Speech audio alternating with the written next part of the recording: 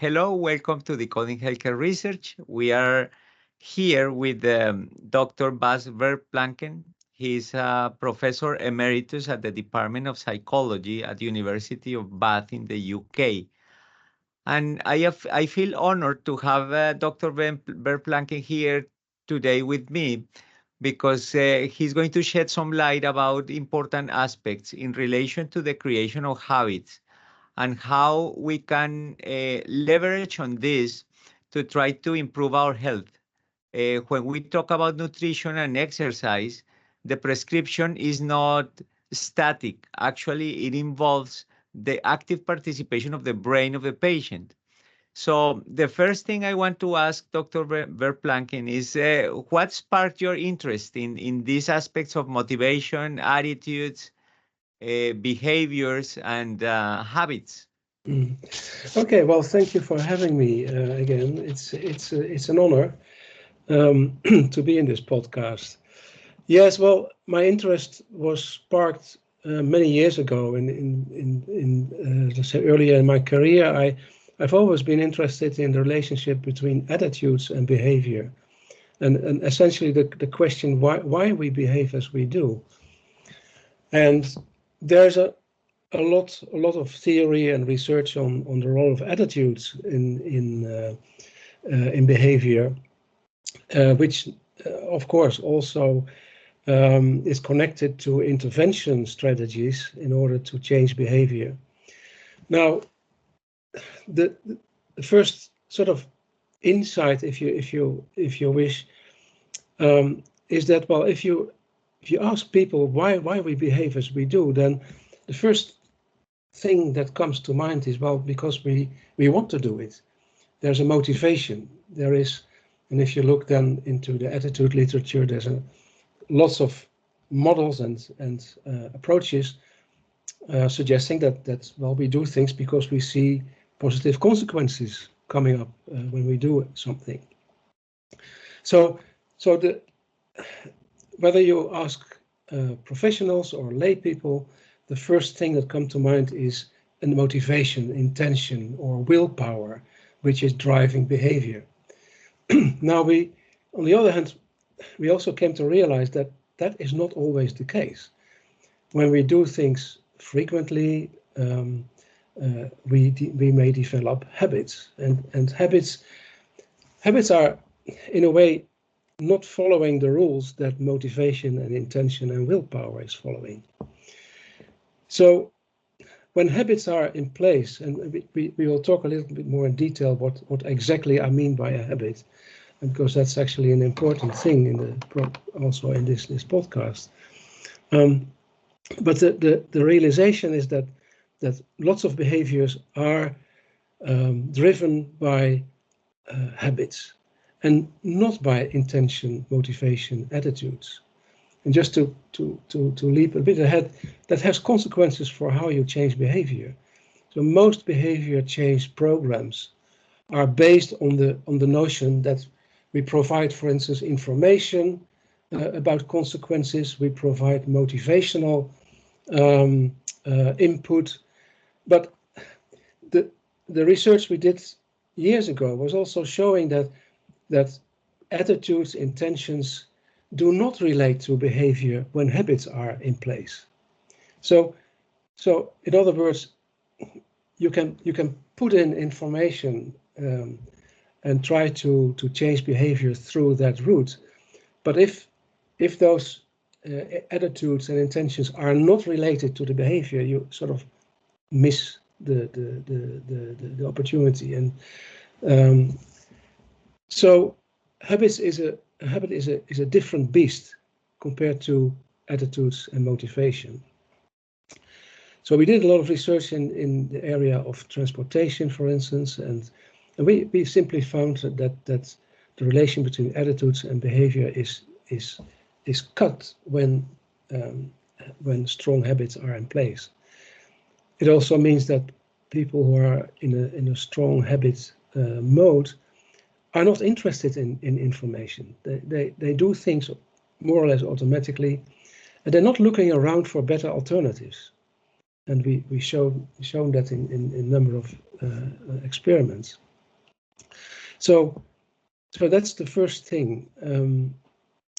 Maybe it might be good to have a little chat about what exactly a habit is and what we mean by habit. Yes, that's perfect, and that actually lays the ground for our discussion. Actually, my medical practice, I have noticed that as physicians spend a lot of time prescribing, right, and telling patients what to do, and giving them the rationale for what they should do, and they understand, and they may have certain degree of motivation, but that transition into making things automatic is what becomes a problem. And in that, when that disruption happens, the physicians, we tend to blame the patient, right? Because they are not interested, they should be doing better or whatever. And you mentioned something very important here. So the creation of the habit kind of overcomes the attitudes and behaviors themselves, and that could play against you in certain circumstances, but I assume you can make them play in your favor if you know how to unlock this mechanism of the creation of a habit. So the next point probably here is what you just mentioned. What is a habit, and Yeah. what is the process of creation of a habit? Yes, that's a good point to start now, because for a long, if you look in the literature and if you talk to people about habits, a habit is equated with frequent behavior. That's also how habits are sort of looked at. However, in, let's say, maybe the recent decade or so, researchers who've been working in this area came to realize that the real habit is not behavior itself. The real habit is a memory trace. It's in your memory system. And where the real habit is the memory linking a particular context and a cue in that context to a behavior. So it's not the behavior itself, it is the memory, the link between a context cue and behavior.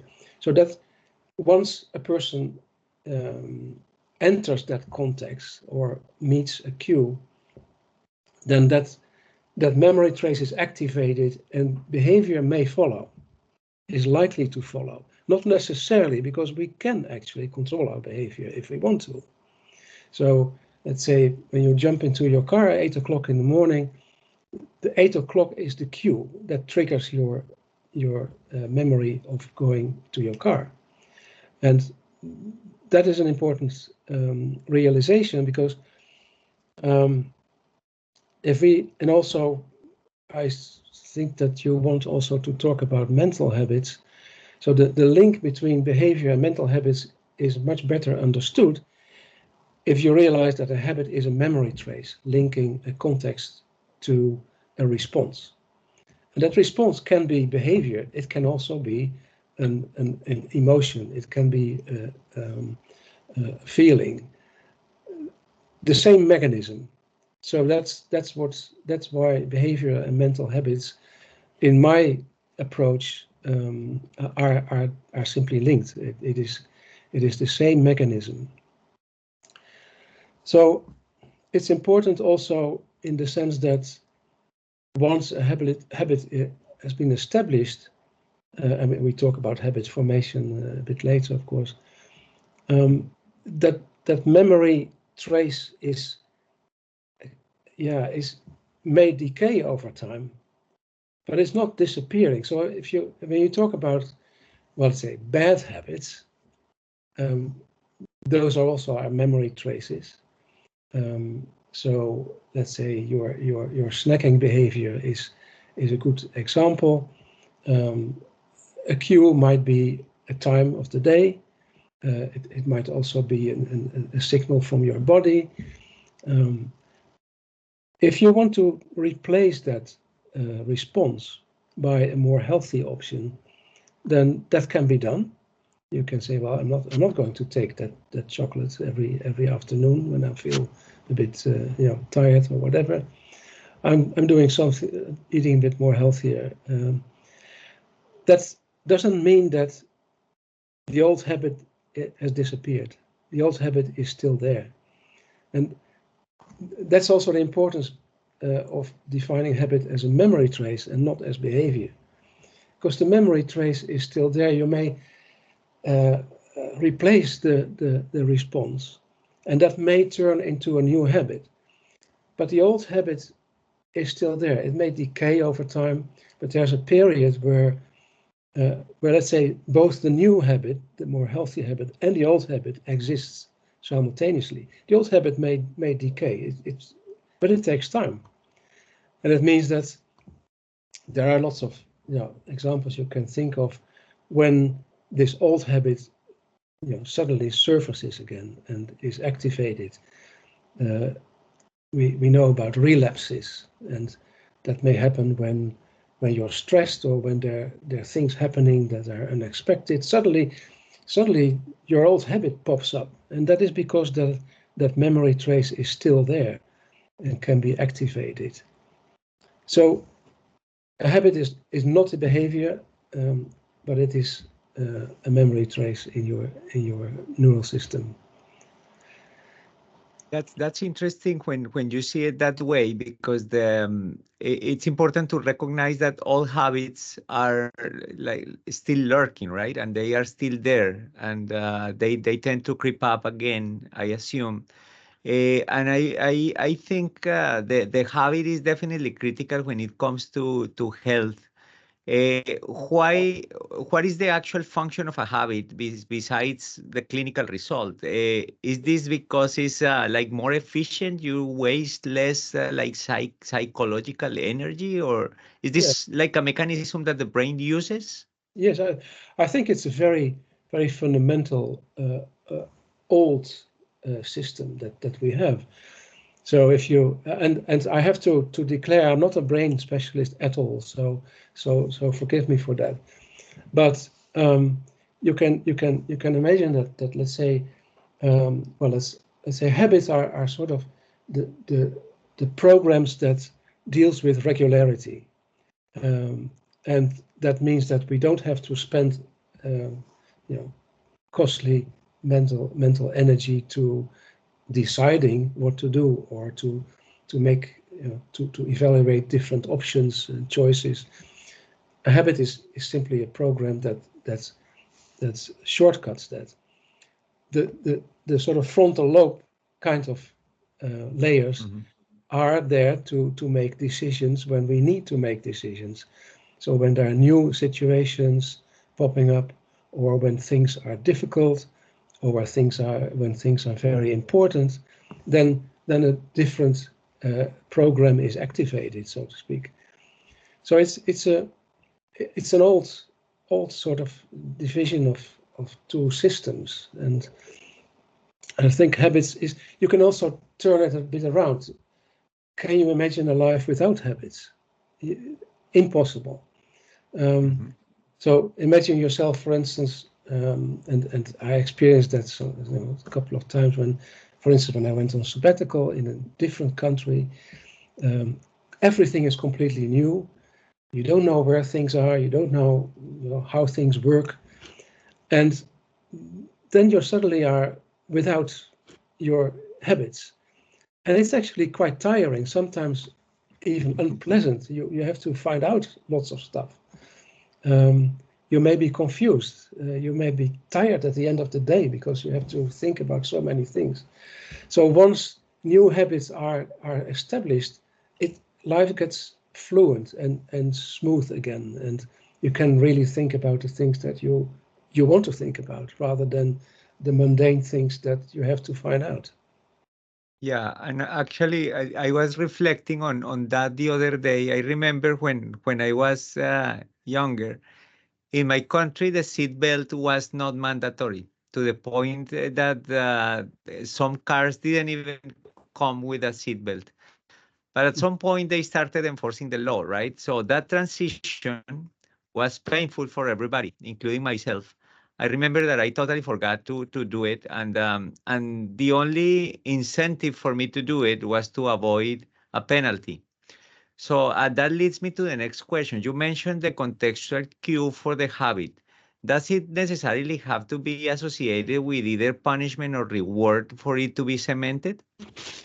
Okay, that's a big question actually. Well, let's first establish the fact that we have all kinds of habits. So so we have very many, let's say, simple habits that are just, on the level of physical activities. So think simple automatic acts. We have loads and loads of them. We're checking the time. Some people are nail biting. So at that level, lots of habits operate. There are also habits operating at more complex and more higher level. So let's say donating money to a homeless person. That may have become a habit, but it's a bit more higher level if you want. It's more a complex behavior. Now, when we talk about rewards, well, the simple ones. Well, let's first say that any habit can only exist if it is serving you. So in any way you can imagine. So even so-called bad habits, of course, they serve you because they're pleasant. They fulfill your need for sugar, or you. So any habit that is not serving you will disappear, will die out. Habits serve us. So there are then, you can say, rewards that are extrinsic. So you can be paid for something to do. People may sort of tap you on the back. There are lots of habits that might be established by extrinsic rewards. Let's say that the research shows, not all research, but let's say by far the majority of research, that extrinsic rewards, they lose their power over time. So, for instance, there have been also programs in the health area, in electricity use, for instance, or where people were paid to do things. That helps to establish a habit, that helps to establish a new behavior. But in order to sustain that behavior, well, that is not extremely likely to be done by extrinsic rewards. The example I gave about donating money to homeless persons, that might be a different situation. There, the behavior itself has an intrinsic reward status, and we come at it's an important point, because why is that habit rewarding? It is rewarding because it might signify an important value. So the value of being generous, for instance. So donating money to a homeless person is an instantiation of that value, and that comes with an inherent feeling of reward, and that is an intrinsic reward. Those rewards are quite strong, and also they they do not easily wear off. They do not easily go away because it's ingrained in a person's maybe core value. And that's Yeah, that's true. And actually, if I continue using my same example of the seat belt, the motivation that I had back then of trying to avoid the ticket is completely different to the motivation I have nowadays when I actually wear the seatbelt because the you want to be right safe. now that exactly because the motivation now is like intrinsic is I know it's for my safety. I feel fear of being in an accident and die or get maimed or whatever, and that transition from the external reward to an internal motivation probably did the trick. And I'm intrigued uh, to try to understand how that transition happened. Yeah, it's an important issue. Well, let me first say that it would be very naive to think that we can install intrinsic rewards.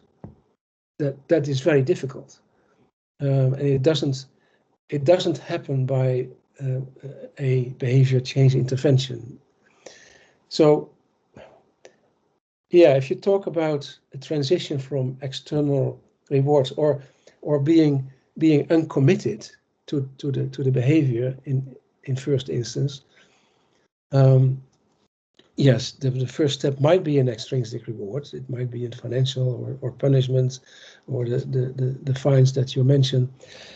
But in order to get to sort of the golden standard of intrinsic rewards, intrinsic rewarding behavior, there might be an area in between which might be actually a sort of sweet spot, if you want, when we think about behavior change interventions, which is to make the behavior personally relevant. It's a first step towards the more ingrained, real value-based, intrinsic rewarding behavior. So if you manage to make to make people realize how personally relevant a behavior is, that is the first step. So then it's not only defined, but it's the realization that yes, you can actually be personally harmed by not doing it. That's not necessarily internally rewarding already. That has to be more to get that ingrained. But personal relevance is an important step. And yes, there may be all kinds of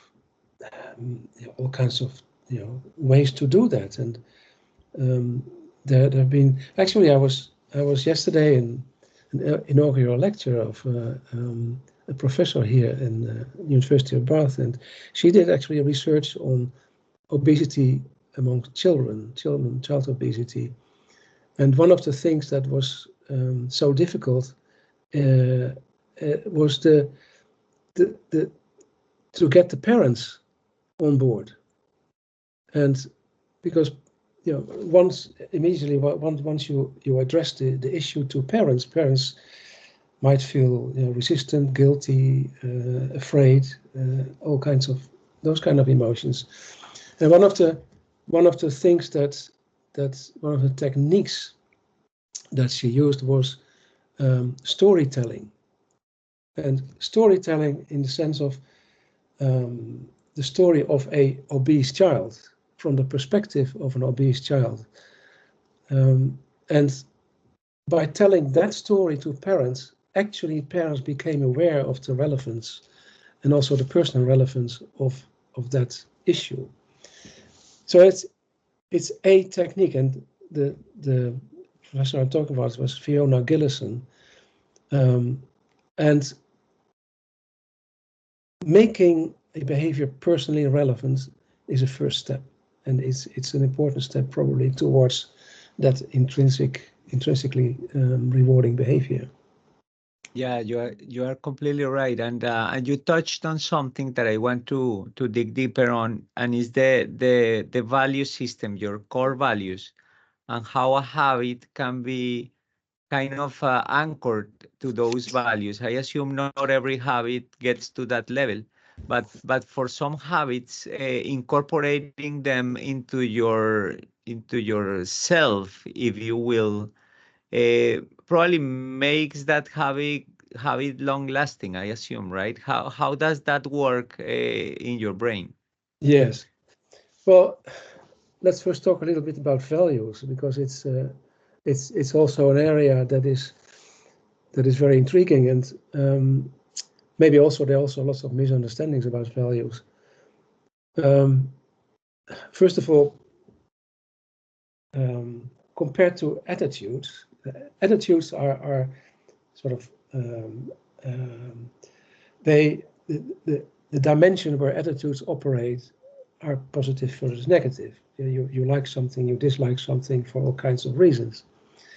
When we talk about values, it's not about positive, negative. Most values for most people are positive. The issue is how important you consider that particular value. And so that is the dimension where the action is, so to speak, when we talk about values. And we have a limited number of values.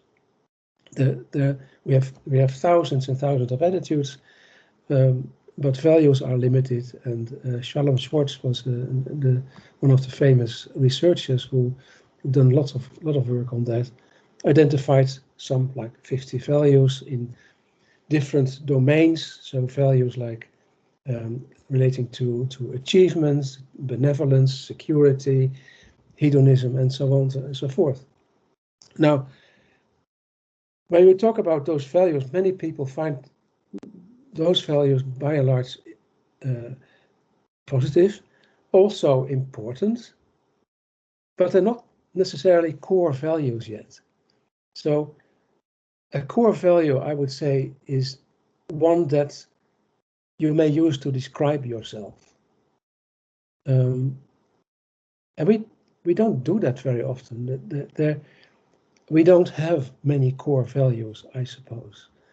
There may be, you may also have people who will never describe themselves in terms of a value, or you may describe yourself in terms of one or two values max, and those values are part of your self-identity and are sort of ingrained in the neural network that is supposed to represent your identity. And I have to be very, very careful here, because it is a very complex issue, of course, when we talk about the neurological basis of self and identity. That is appeared to be quite elusive, quite difficult to pin down. But there is, yes, you can say, well, some people are more sort of integrated in terms of what belongs to their identity and the degree to which, for instance, then a value is integrated in that than others. But the core value are those that make a part of your self-description, I would say, and that's an important thing. Another thing about values, by the way, I always find it intriguing, is that values are actually cognitively pretty empty. You don't easily set up a discussion about why friendship is important, right? And the pros and cons of friendship. You don't do that. Friendship is an important, fundamentally important thing. You don't discuss it why it's important. Yeah, you can imagine, you can find reasons why, but it's not the first thing that comes to mind. And that's also an important thing of values. And Yeah, probably the more difficult the value to dissect, the more important it is, right? yes, that's true. And of course there are whole, there are wars breaking out about values, but the values that, as we talk about it here, yes, values are more alike emotions than cognitions, I would say, and that's an intriguing thing. Yeah, it's really interesting, and I think that you mention it in a very nice way. So we could say that when it comes to attitudes and behaviors, those are actually what you see, right? That's like the superficial layer. But underneath, you have other stuff happening, and the habits play a key role here as an efficient way to administer, if you will, your mental energy. But when going back to the point of healthcare habits, Mhm. I think it's impossible to sustain a significant change in lifestyle habits Mhm. if you don't connect those to your kind of to your identity, right? Mhm. Yes, but that's easier said than done. It's you cannot just ask people, well, hey, this is what you need to do, and please incorporate it in your self description. It doesn't work like that. Of course, habit formations habit formation starts very often with positive, strong, and stable attitudes. You want to do things. You see the benefits of doing something, and by doing it repetitively, and by the way, an important aspect of habits is also the stability of the context where action should take place. So the context stability is a very important element to sustain a habit. If if contexts are changing all the time where you behave, then you will not establish a stable habit. Mhm. But so it starts often with strong, stable attitudes, um, and yes, we talked about rewards. Rewards may help, but we have to be very careful there. Extrinsic rewards are not doing so much in the long term.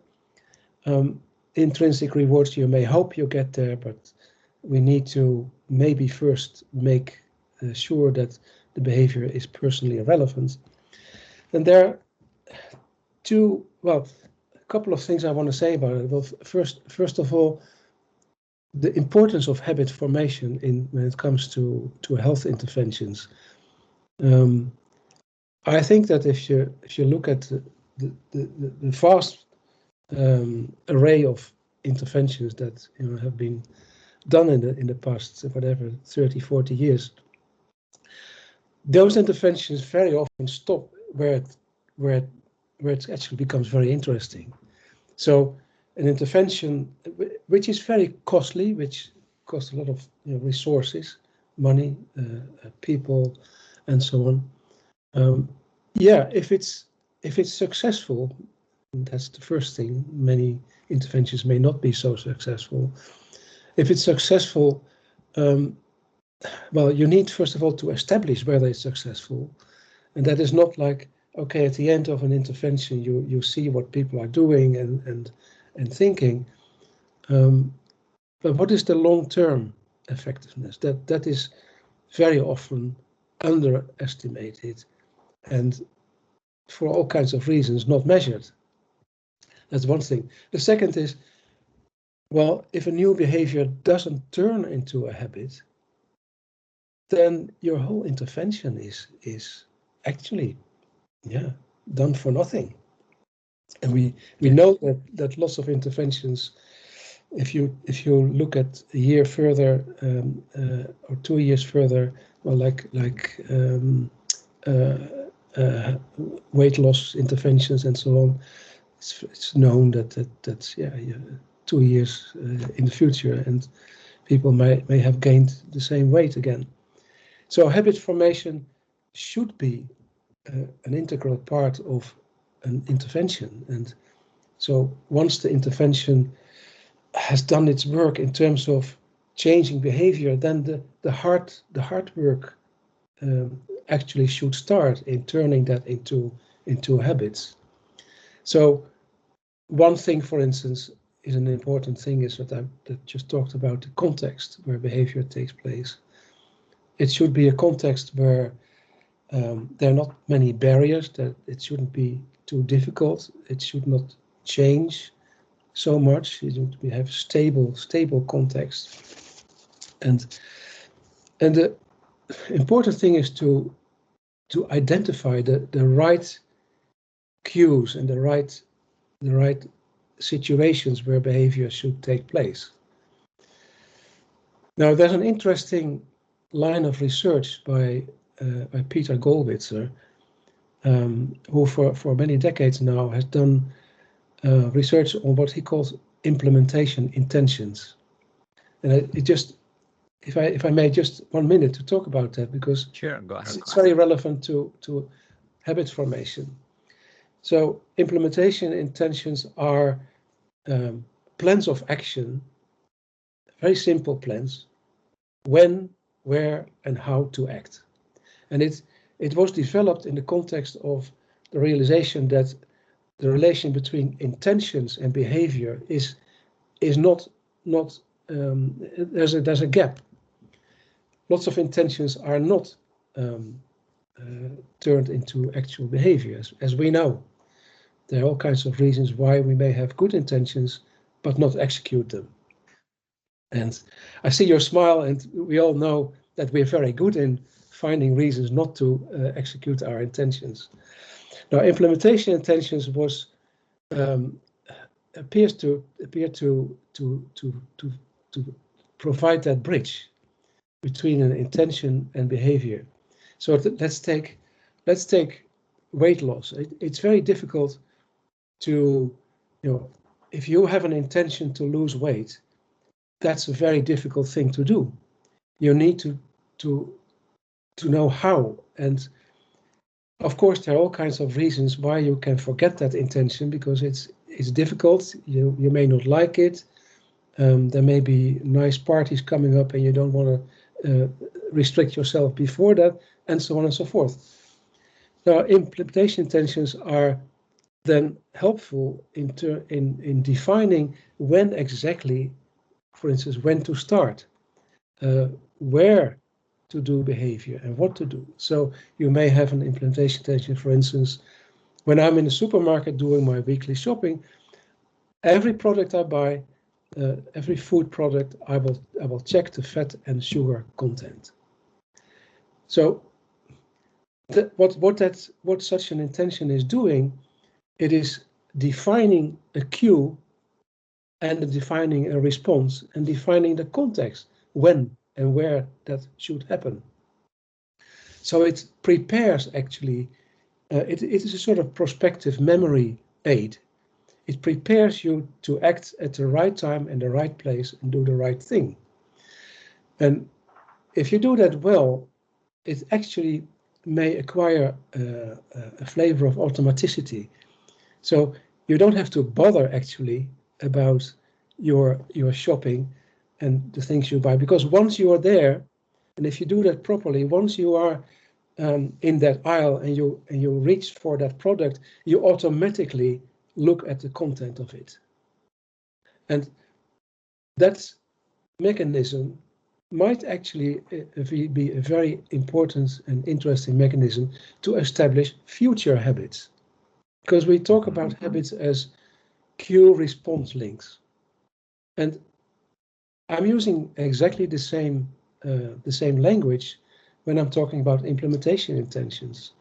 So implementation intentions might be the way to create context where you actually and effectively can act.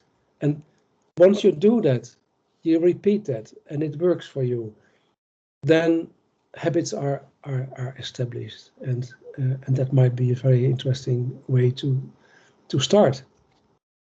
Absolutely, and that's excellent. So and everything you mentioned is happening like internally, right? It requires the active participation of the individual.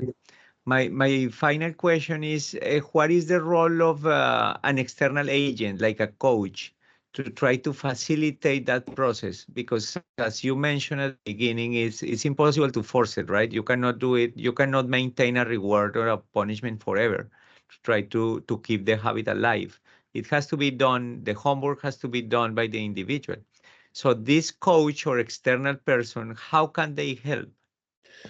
Yes, I mean, in many ways, I mean, if that coach is familiar with these mechanisms, they may train a person. They may point to the let's say the mechanism of implementation intentions. Mm-hmm. They may also point to opportunities to act, and one of those opportunities might be, which is also actually I think an interesting issue in breaking old habits and establishing new habits, is to find what we have called habit discontinuities. So there are moments in your life when things change, or when you change. Let's say you may relocate, or you may get ill and you have to change things radically, or people may start a family or retire. Those are moments where things have to change, and a coach can be helpful there. So in trying to find opportunities to establish new ways of doing things. And these habit discontinuities, we found habit discontinuities may also provide an opportunity, a better opportunity for an intervention. So we did a big study on the question whether a particular intervention would be more effective if it was done in this window of opportunity, as you may call it, just after such a change. In this case, people relocating. Interventions were more effective in that situation, and a coach may talk about these things, and particularly when a person has undergone some kind of big change, and that might be a positive or a negative one. It is an opportunity to rethink the way you live your life, and to rethink maybe better ways and establish new habits. Absolutely, and I think that it's a good way to round this up.